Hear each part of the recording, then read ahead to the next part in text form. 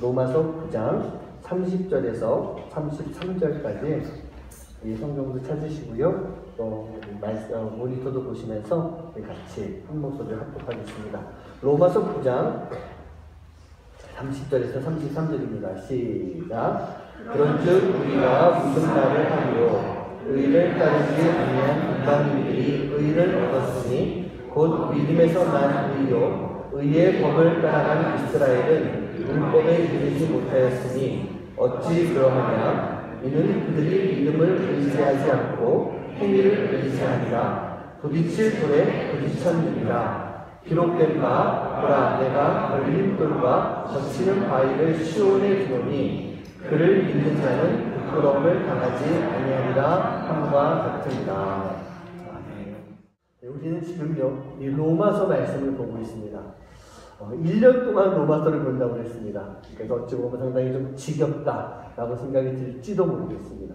하지만 매 주일마다 하나님께서 오늘 이 말씀 속에 나에게 어떤 말씀을 해주시는가 정말 한번 이 사모하는 마음 가지고 기대해 봤으면 좋겠습니다. 그러면 1년 막 채우는 로마서지만 그때마다 하나님께서 분명하게 주시는 다른 음성, 꼭 필요한 음성, 나를 변화시키고 내 안에 영적으로 채워주시는 놀라운 음성이 있게 될 줄 믿습니다.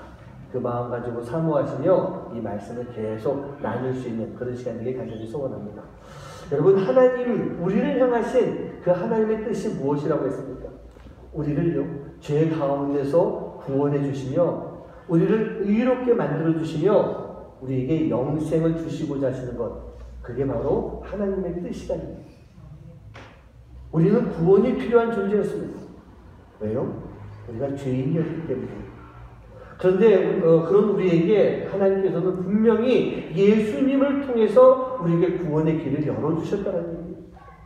그리고 성령님을 그곳에 보내주셔서 그 구원의 길로 우리를 인도하여 주시는 분, 그분이 바로 우리 하나님이신 거예요.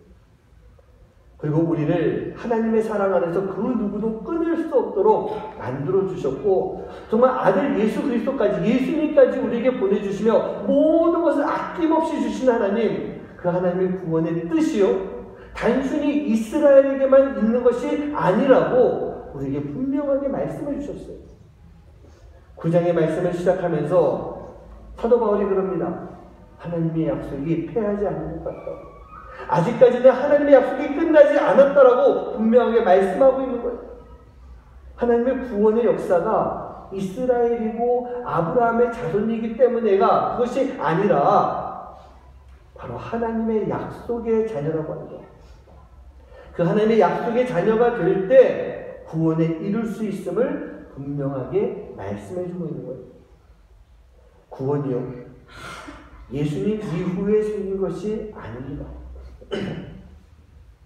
예수님이 오시고 난 이후부터 구원의 문제가 나온 것이 아니라 아브라함 때보다도 훨씬 전인 바로 창세 때부터 그때부터 있었던 죄의 문제가 있었기 때문에 그래서 아브라함의 씨가 아니라 바로 하나님과의 약속을 이뤄갈 때 우리가 구원을 얻을 수 있는 그런 약속의 자녀가 되는 거예요. 여러분, 그 약속이 무엇이라고 했습니까? 요한복음 3장 16절 말씀이죠. 하나님이 세상을 이처럼 사랑하사 독생자를 주셨으니 이는 그를 믿는 자마다 라고 하는 것. 이는 그를 믿는 자마다 바로 이 말씀이 하나님의 약속인 거예요. 그렇기 때문에 그 하나님의 뜻, 구원의 역사는 이스라엘만을 위한 것이 절대로 아니고 온 인류를 향한 하나님의 뜻인 거죠. 그러니까 이스라엘 민족들이 따졌겠죠. 왜 이스라엘이 아니냐? 왜 아브라함의 자손이 아니냐?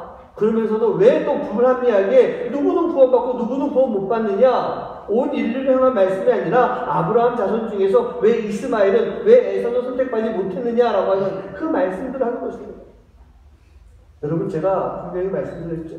하나님이 아브라함을 선택하신 것은 아브라함의 자손을 구원하시겠다, 그것이 아니에요. 아브라함을 선택하신 것은 그 아브라함을 통해서 하나님의 뜻을 세우고 하나님이 통치하시는 하나님의 나라를 세우시는 것이었어요. 그리고 바로 그 하나님의 나라 이스라엘을 통해서 예수님을 이 땅에 보내시기 위한 선택이 바로 아브라함이었던 것입니다. 그래서 하나님이 아브라함을, 또 이삭을, 야곱을 택하시고 다윗의 자손을 통해서 이 나라를 이어가는, 이 나라를 이어가고 있는 그런 모습을 보여주는 거예요. 하지만 하나님은요, 구원에 있어서만큼은 이스라엘이 아닌 하나님의 약속의 자녀를 불러주셨던 거예요. 약속의 자녀를 불러주셨어요. 그게 바로 하나님의 사랑이었던 것입니다. 그리고 이스라엘을 세우시고 그 구원의 길을 열어가시는 것에 있어서 그 모든 것들이요, 바로 절대적인 하나님의 뜻이고 하나님의 주권인 것입니다. 하나님 왜 이스라엘 택하셨어요? 우리나라는 안 돼요? 여러분, 하나님의 뜻이에요. 하나님의 주권이에요. 그것이 바로 모든 사람을 사랑하셔서 구원의 기회를 주시고자 하시는 토기장이신 하나님의 주권이라는 거예요. 토기장이신 하나님에게 있어서 우리 모두는요, 오늘 이 자리에 계신 모든 분들은 바로 당신이 빚으신 소중한 그릇인 것입니다. 어느 그릇 하나 소중하지 않은 것이 없는 모두가 소중한 그릇이에요. 그래서 하나님이요, 그 사랑으로 만드신 우리에게 하나님은 동일한 구원의 기회를 분명하게 주고 계시는 거예요. 우리는요, 이 말씀대로 간다면 우리는 이스라엘 민족에 속해 있지 않습니다. 그럼 어떻습니까? 우리는 이방인이에요. 이방인인 우리에게 무슨 자격이 있겠어요? 이스라엘과 같은 그런 조건도 아니었어요. 지난주에 말씀에서 이스라엘 받은 복에 대한 아까 쭉 나와 있는 거 있었지만 우리는 그런 복도 없는 사람이에요. 그 약속도 없어요. 그런 우리를 뭐라고 표현했는가? 에베소서 2장 11절 12절 말씀인데요. 우리의 모습이 이런 모습이에요. 같이 한번 합독해 봅니다. 시작. 그러므로 생각하라. 너희는 그때 이처럼 이방이요 손으로 죄행한 할례를 받으니라. 지나는 자들로부터 할례를 받지 않은 우리와 지상을 받는 자들이라. 그때 그리스도 밖에 있었고 이스라엘 나라 밖에 사람이라. 약속의 언약들에 대하여는 외인이요 세상에 소망이 없고 하나님도 없는 자이더니. 우리의 모습이 어때요? 육체로는 이방인이에요. 우리에게 할례도 없어요. 할례를 받은 자들이 우리를 무시하고 있는 그런 모습이에요. 예수님 밖에 있어요. 이스라엘 밖에 있어요. 아웃사이더에 있는 그런 모습이었어요. 즉 우리는 구원받을 만한 조건을 아무것도 가지지 않고 있는 그런 모습이다. 우리의 모습이 바로 이런 모습이라고 말씀하고 계신 거예요. 그런데 이어서 13절에서 뭐라고 말씀하십니까? 같이 합독합니다. 시작. 이제는 전에 멀리 있던 너희가 그리스도 예수 안에서 그리스도의 피로 가까워졌느니라. 너희가 이방에 멀리 있었지만 이제 예수님 안에서 그리스도의 피로 가까워졌다. 즉 너희도 구원받는 자녀가 되었다라고 분명하게 말씀해 주세요. 근데 여러분, 우리가 구원받는 것이요, 예수님의 피만 있었기 때문에 가능했을까요? 아닙니다. 여기는요, 미리 이미 준비하셨던 하나님의 역사가 그 안에 존재하고 있었던 거예요. 지금 우리가 11장, 11절, 12절, 13절 봤는데 그 앞에 8절, 9절에 잘하는 말씀이죠. 같이 한번 합독합니다. 시작. 너희는 그 은혜에 의하여 믿음으로 말미암아 구원을 받았으니 이것은 너희에게 난 것이 아니요 하나님의 선물이라. 행위에서 난 것이 아니니 이는 누구든지 자랑하지 못하게 하니라. 저는 이 말씀을 보고 있으면요, 우리가 구원을 얻을 수 있는 과정이 이 안에 들어가 있어요. 이 과정을 지나감으로 인해서 우리에게 진정한 구원의 역사가 나타나는 것입니다. 그 단계가 무엇일까요? 첫 번째 단계는요, 바로 하나님의 은혜입니다. 그 은혜에 의하여 말씀 시작에서 보면 너희는 그 은혜에 의하여 라고 하는 그런 말씀. 은혜가 먼저 있었던 거예요. 그 은혜가 언제부터요? 예수님 때부터요? 아니요. 아브라함 때부터요? 아니요. 창세 때부터라고 제가 말씀드렸어요. 아담이 범죄해서 죽을 수밖에 없었지만 하나님은 죽을 수밖에 없는 아담에게 동물의 가죽옷을 입히시고 에덴 동산에서 나가게 만드셨어요. 죽어야 될 아담이 죽지 않게 된 거예요. 바로 그때부터 하나님의 구원의 은혜가 시작이 됐던 것입니다. 자, 그 구원의 은혜가 있어요. 그 은혜가 있는 가운데 우리의 믿음의 고백이 얹혀져야 되는 것입니다. 여러분, 믿음이라는 것이 무엇일까요? 우리가 하나님에 대해서 듣습니다. 하나님에 대해서 들었을 때 그 들은 것에 대해서 반응을 보이는 것, 그게 바로 은혜라는 거예요. 그것이 바로 믿음이라는 거예요. 로마서 10장 17절 말씀에 이런 말씀이 있습니다. 그러므로 믿음은 들음에서 나며 들음은 그리스도의 말씀으로 말미암았다. 예수님의 말씀을 들었을 때 그 들음으로부터 인하여 믿음이 생기게 되는 거예요. 여러분, 여리고성의 기생나합 기억하시죠? 그 여인이요, 이스라엘에 대한 소문을 듣게 됩니다. 어떤 소문이었어요? 40년 전에 애굽에서 이렇게 넘어왔어요. 근데 넘어오는데 홍해가 갈라지면서 그 홍해를 뚫고 넘어왔고 40년 동안 광야에 살면서 별의별 민족하고 싸움도 하고 전쟁도 하면서 이제 가나안 땅, 요단강 건너편, 요단강 동편에 좀 머물러 있고 있는 그 이스라엘 민족에 대한 얘기예요. 근데 그 이스라엘 민족에 대한 이야기만 들었을까요? 누구의 얘기를 들었겠어요? 하나님의 이야기를 들은 거예요. 하나님이 저 이스라엘 민족들, 히브리 민족을 이렇게 지금까지 이끌어왔다라고 하는 하나님에 대한 이야기를 들었던 거예요. 그 이야기를 들었을 때 그녀의 마음에 감동이 옵니다. 그러면서 말씀에 펴보면 자신의 마음이 높고 정신이 혼미해지면서 하늘로 모든 면에서 다 하나님이 제1의 신이다라고 인정하게 되는 거예요. 그 이야기를 들었을 때 하나님에 대한 믿음이 생기는 거예요. 그래서 이스라엘의 정탐꾼들을 숨겨주고 보호해주고 도망치게 만들어주고, 하나님에 대한 이야기를 들었을 때 놀라운 변화가 일어나게 되는 것. 여러분, 그게 믿음일 줄 믿습니다. 그게 믿음입니다. 즉, 믿음이라고 하는 것은요, 변해야 되는 것, 그게 믿음인 것입니다. 이 세상의 죄인에서 하나님의 약속의 자녀로 변해야 되는 것, 그게 바로 믿음이고, 그 믿음으로 말미암아, 변하게 되는 그 믿음으로 말미암아 우리가 구원을 얻게 되는 거예요. 그리고 마지막으로 이 모든 과정이 다 하나님의 선물이라고 합니다. 여러분, 이 과정을 통했을 때 우리가 온전히 구원을 받을 수가 있는데, 마지막에 말씀에 나오죠. 행위에서 난 것이 아니니 이는 누구든지 자랑할 수가 없다는 거예요. 자랑할 수가 없는 거예요.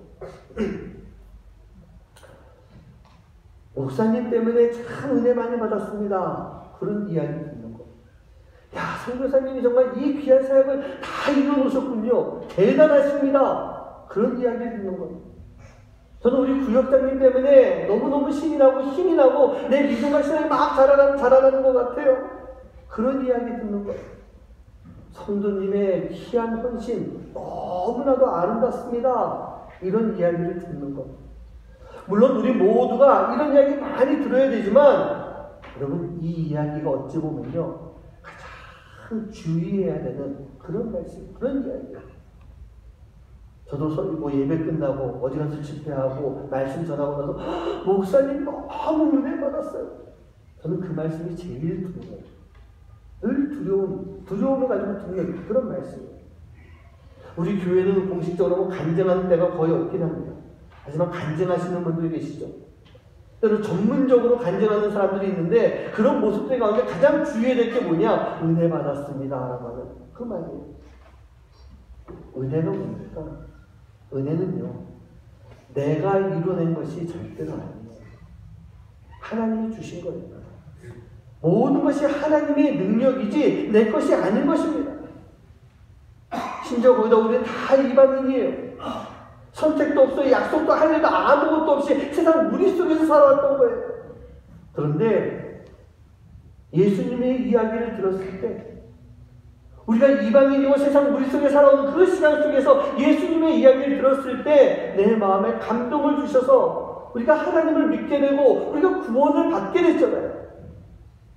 그런데 다 하나님이 해주신 건데 뭐 그리 내가 자랑할 게 많아가지고 나 자신을 드러내고 그렇게 자랑하면서 살아가고 있어요.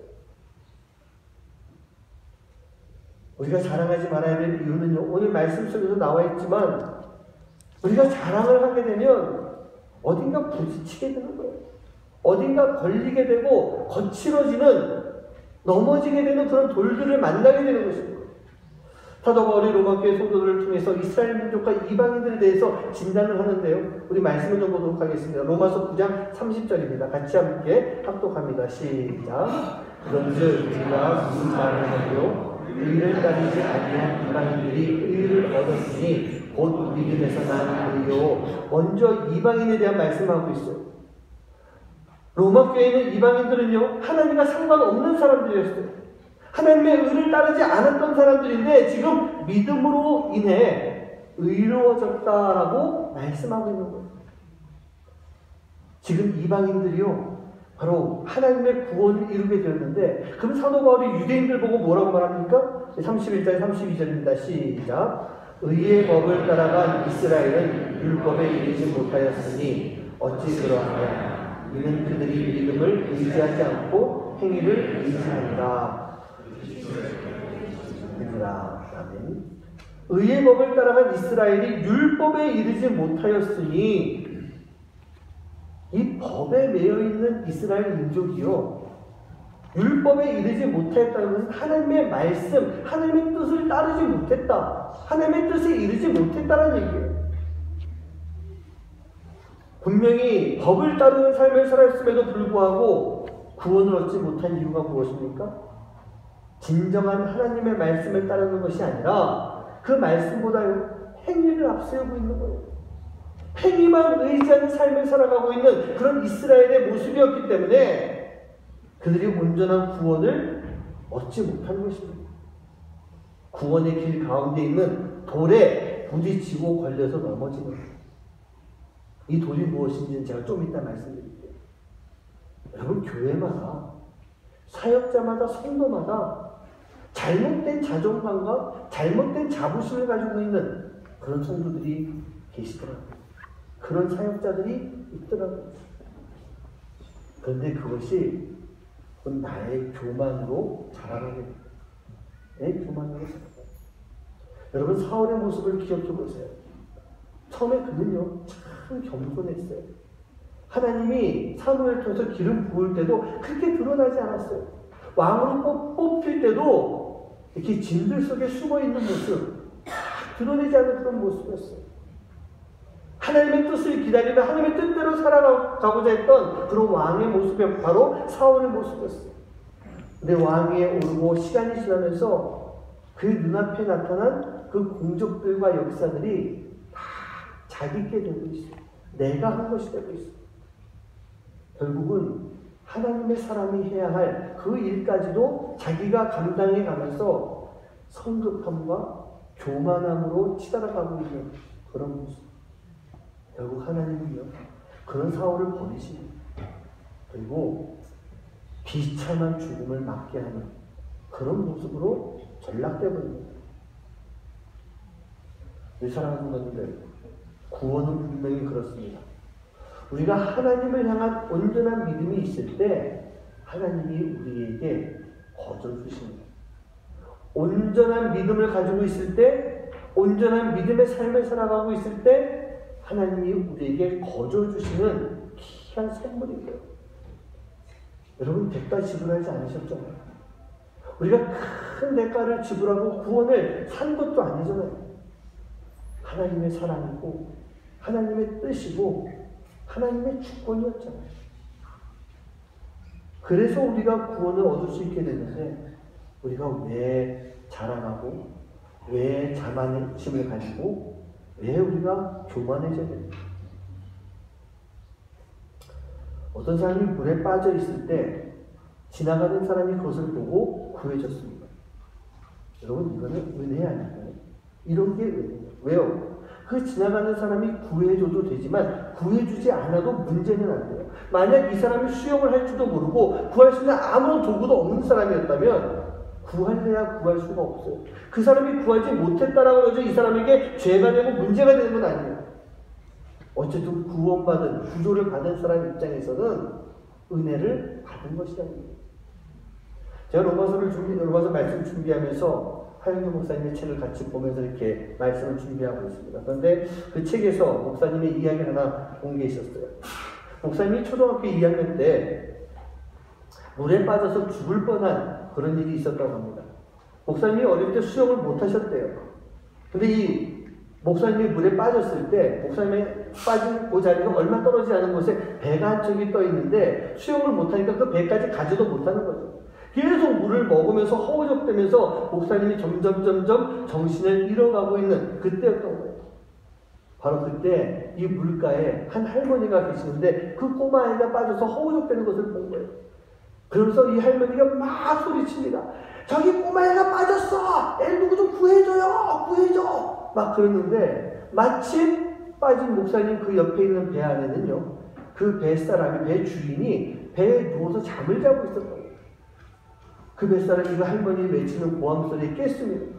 정신 차리고 옆에 보니까 한 꼬마애가 물에 빠져서 막 죽어가고 있는 거예요. 그래가지고 그 뱃사람이 줄을 던져가지고 그 아이를 구해줘서 배에 올라오게 만들었던 거예요.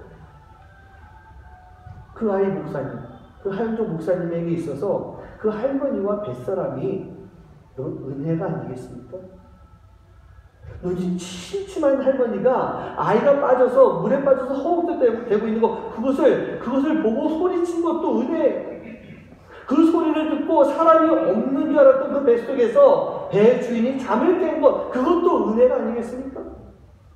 그 뱃사람을 통해서 구조를 받을 수 있었던 것 그게 그 목사님에게 주신 은혜였다는 얘기예요. 물에 빠졌던 목사님이 물가에 할머니가 계신지 그 배의 주인이 누워서 자고 있는지 전혀 몰랐다는 얘기예요. 그런데 거의 몰랐는데 거의 무의식 가운데에서 뱃사람이 던져준 그 줄을 잡게 됐던 거예요. 이 줄이 나를 살려줄 줄이야 라고 하는 그 생각을 가지고 그 줄만 꼭 붙잡고 있었어요. 은혜가 있었고 살 수 있는 믿음의 줄을 꼭 붙잡았을 때 구조를 받은 것, 구원을 받은 것. 여러분 이게 지금 우리가 살아가고 있는 이 세상 속에서 우리가 구원받아야 되는 그런 모습인 거예요. 내가 몰랐던 은혜가 이미 있었던 거예요. 이제 그 은혜를 알게 됐을 때 그 은혜를 믿고 잡으면 구원을 얻게 되는 것입니다. 그렇습니다. 우리가 몰랐을지도 모르겠지만 분명 하나님은요 지금 내 곁에 계시는 분이세요.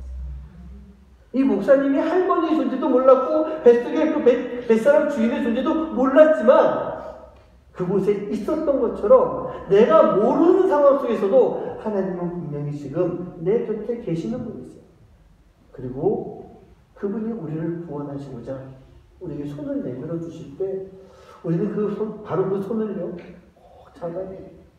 내가 이 손을 놓치면 죽는다라고 하는 그 심정 가지고 그 손을 꼭 붙잡고 있어야 되는 거예요. 그게 믿음이에요. 그리고 그것이 바로 그 믿음을 가지고 행하는 삶의 모습인 것입니다.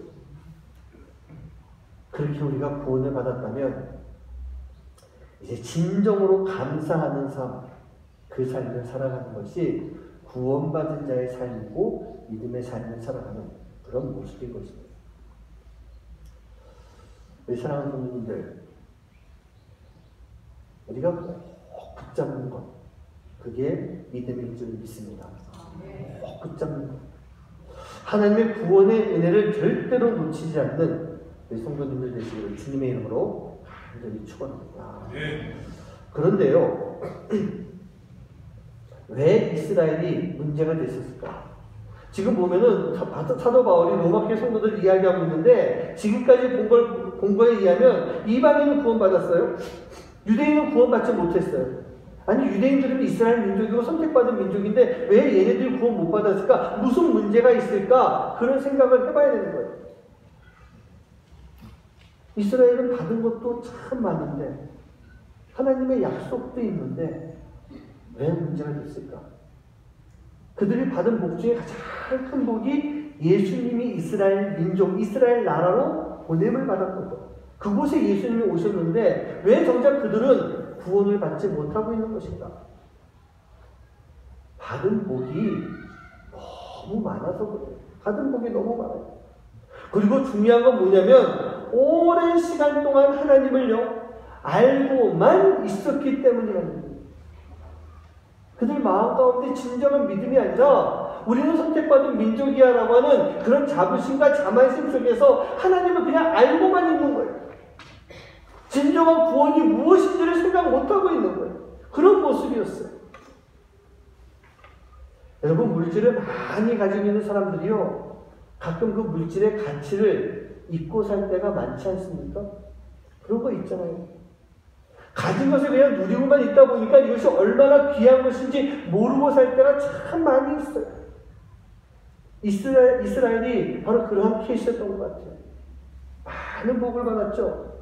누릴 수 있는 복들이 너무나도 많기 때문에 우리가 선택받은 것도 구원받은 것도 우리는 당연해 라고 하는 그러한 착각 속에, 오해 속에 빠져 있었던 것입니다. 그래서 나온 사람들이 어떤 사람들일까요? 저는 바리새인들이 바로 그런 모습 때문에 만들어진 그런 사람이라고 생각합니다. 진정한 믿음과 믿음의 삶이 없이요 형식적이고 위선적인 삶을 살아가고 있는 그런 모습. 아무리 말씀을 많이 알고 있으면 뭐합니까? 그들의 영이 거짓과 위선의 영으로 가득 차 있는 겁니다. 우리도 마찬가지예요. 아무리 말씀 많이 보고 묵상 많이 하고 나눔도 기가 막히게 잘하고 뭐 큰 교회 목사가 되고 큰 사역들을 일으키면서 열매들이 주렁주렁 많이 있으면 뭐합니까? 물론 그런 모습들도 있어야 되지만 하나님의 영이 그 안에서 떠나 있다라는 거예요. 내 안에 예수님을 모시고 살아가지 못하고 있다면 제가 늘 말씀드리는 진짜 믿음이 아닌 가짜 믿음을 가지고 있다면 그런 모습들이 무슨 소용이 있어요. 바리새인들이 성전에서 어떻게 기도했습니까? 그 신앙이 좋다라고 하는 하나님을 열심히 믿는다라고 하는 바리새인들이 기도할 때 이렇게 기도했어요. 하나님, 내가 일주일에 2번씩 금식하고 내가 안식일도 잘 지키고 헌금도 잘합니다. 아주 크게 외치면서 기도합니다. 그리고 옆에서 저 뒤에서 기도하고 있는 세리의 모습을 바라보면서 내가 저 세리와 같지 않음에 감사합니다. 그런 기도하고 있어요. 그런데 그 세리가 어떻게 기도합니까? 그 세리는요 앞에 나가지도 못했을 거예요. 바리새인처럼 멋쩍 서가지고 두 손 높이 들고 기도하는 것도 못했을 거예요.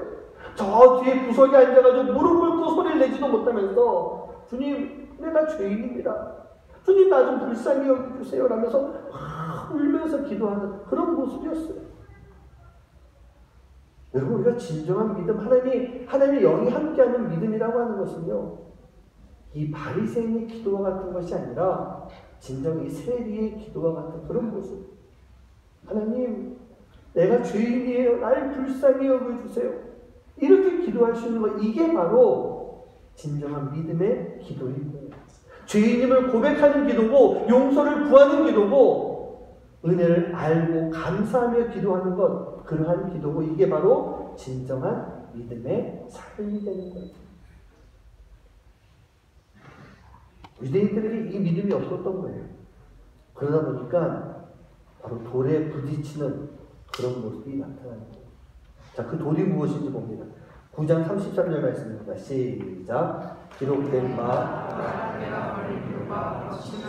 시온의 근원이 그를 믿는 자는 부끄러움을 당하지 아니하리라 함과 같으니라. 드디어 이 부딪히는 돌, 걸림돌, 거치는 바위가 나오는데 이 돌이 무엇일까?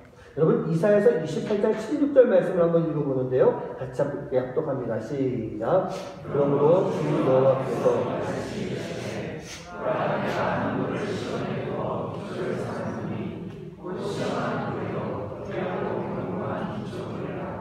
그것을 믿는 일을 가득하게 되지 아니하리라.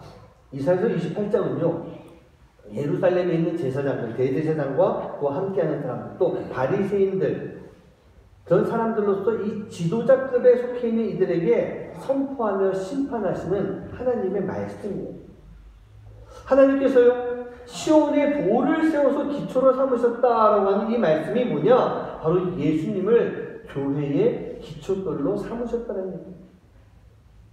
그냥 쉽게 말하면 여기 나오는 돌이 뭐냐? 예수 그리스도, 예수님을 말씀하시는 거예요. 그리고 33절 말씀에서 이 돌이 진정한 믿음을 가지지 않고 살아가던 이스라엘 민족들에게, 진정한 믿음을 가지지 않고 살아가고 있었던 이스라엘 민족들에게 걸림돌이 되고 부딪히는 돌이 되어서 그들이 바로 이 돌 때문에 예수님을 온전히 믿지 않고 하나님을 향한 진정한 믿음이 없었기 때문에 바로 예수님을 통해서 걸려 넘어지게 되는 거예요. 여러분 무슨 말씀인지 이해가 되시죠? 바로 이 돌이 바로 그런 의미를 가지고 있는 거예요. 내 사랑하는 부모님들, 우리들도 마찬가지가 되지 않을까요? 어찌 보면 우리도요, 지금 이 돌에 걸려서 넘어지는 그런 삶을 살고 있는 거예요. 우리가 이 자리에 앉아서 예배하고 있고 우리가 믿음을 가지고 있다고 하지만 우리가 가지고 있는 그 믿음 때문에 우리가 돌에 걸려 넘어져 버리는 그런 모습이 되는 거예요. 왜요? 우리가 가지고 있는 믿음이 변질되어 있기 때문에. 변질되어 있기 때문에. 우리가 처음 하나님을 만났을 때 우리 안에 이 하나님의 은혜로 가득 찬 삶, 그 삶을 살고 있었던 기억이 있을 거예요. 내 안에 하나님의 사랑만이 넘쳐나는 그때가 있었을 거예요. 우리가 흔히 첫사랑이라고 하는 그런 표현을 쓸 때가 많습니다. 그러나 그 첫사랑만이 아니라 할지라도 우리가 지금까지 살아오면서 참 많은 은혜를 받았던 시간들이 분명히 있어요. 여러분 그때를 한번 기억해 보시기 바랍니다. 그때는요, 하나님밖에 보이지 않았어요. 하나님만 보였던 거예요. 다 아름다웠어요. 다 사랑할 수 있었어요. 그러면서 하나님의 그 일 가운데, 하나님의 그 사역 가운데 우리가 그냥 열심히 뛰어들었어요. 그리고 열심히 살아왔어요. 그런데 어느 날부터인가, 어느 순간부터인가 변질되어 있는 우리가 느껴질 수도 있을 거예요. 열심히 하나님의 일을 했는데 어느 순간부터인가 하나님보다 내가 더 보이기 시작합니다. 하나님이 내 앞에 계신 것이 불편하기 시작합니다. 내가 더 앞서려고 하는 그런 모습이 나오게 됩니다. 그게 지금 우리의 모습이 되는 거예요. 그 모든 것들이 영적인 교만이 되고 내가 주인이 되는 삶으로 변질돼가고 있는 그런 모습이에요. 그리고 그로 인해서 거친 돌에 넘어지게 되고 앞으로 나갈 수가 없게 되는데 그것조차 모르고 살아가면서 불평하고 원망하는 그런 삶을 살고 있어요. 이 사랑하는 분들, 이렇게 살아가는 것이 부끄러운 모습입니다. 이게 부끄러운 거예요.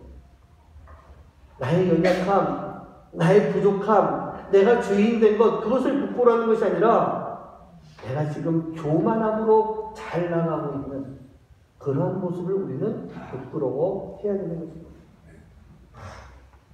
지금 내 모습이요, 믿는 사람들 사이에서 또 믿지 않는 사람들 사이에서 지금 어떻게 보이고 있습니까?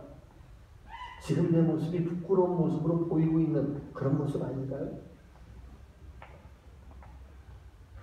그런데 바로 이런 부끄러운 모습을 위해서 우리 예수님이 오셨던 것입니다. 그리고 예수님이 우리의 부끄러운 모습을 바꿔주셨던 거예요. 그렇다면 부끄러워하지 않기 위해서 우리는요, 지금 내가 가지고 있는 부끄러운 모습을 빨리 내려놔야 되는 것입니다. 지금 부끄러운 나의 모습을 깨달아 알고 내려놔야 되는 겁니다. 신앙생활하면서 자존심이요, 정말 부끄러운 겁니다. 열등감이요, 쓸데없이 부끄러운 것입니다. 내 안에 위선적인 그 삶을 살아가는 그런 삶과 마음들이요, 우리 지체들, 각자 지체들에게 나쁜 영향력을 주는 아주 부끄러운 그런 것입니다. 여러분, 이런 것을 다 버려야 됩니다. 우리가 이런 걸 다 버릴 때 우리 안에 있는 진정한 부끄러움이 사라지게 돼요. 왜? 예수님이 그 부끄러움을 없애주기 위해서 오셨으니까. 그 예수님께 다 드리면 된다는 얘기예요. 다 내려놓으면 되는 거예요. 그렇게 됐을 때 우리 앞에는요, 걸림돌이 되는 예수님이 아니라 그 돌이 바로 교회의 모퉁이 돌이 되는 거예요. 우리에게 반석과 같은 그런 예수님이 될 수가 있는 거예요. 그렇게 되면 그 모퉁이 돌 대신 예수님으로 인해 우리가 구원에 이룰 수 있는 그런 삶이 되는 거예요. 사랑하는 분들, 우리는요 아름답게 구원받은 하나님의 자녀입니다. 비록 우리의 모습이 이전에는 부끄러운 그런 모습이었을 거예요. 저도 부끄러운 모습이었어요. 그렇게 살아왔었어요. 그래서 늘 그때마다 걸려서 넘어지고 부딪혀서 까이고 아파하는 그런 모습이었어요. 여기 누구 하나 부끄러운 과거를 가지고 있지 않은 분 계십니까? 나는 지금까지 50년, 60년, 70년 살아오면서 나는 부끄러움이 없었던 사람이야. 제가 분명히 말씀드리지만 아무도 없을 거예요. 아무도 없어요. 모습만 다르지 똑같이 부끄러운 그 과거를 가지고 있는 그런 사람이었어요. 조금 빨리 부끄러움을 버렸다고 해서 지금 부끄럽게 살아가는 사람들 욕할 수 없잖아요. 하면 안 되잖아요. 나도 그 모습 가운데, 동일한 모습 가운데 내가 은혜 받고 부끄러움을 벗어버렸다는 얘기죠. 근데 중요한 건 어떻습니까? 내가 또 죄를 짓고 살고 있어. 부끄러움을 벗어버렸는데 또 죄를 짓고 살아가고 있는 그런 모습이에요. 결국 우리 모두는 다 지금 동일하게 부끄러운 삶을 살아가는 거예요.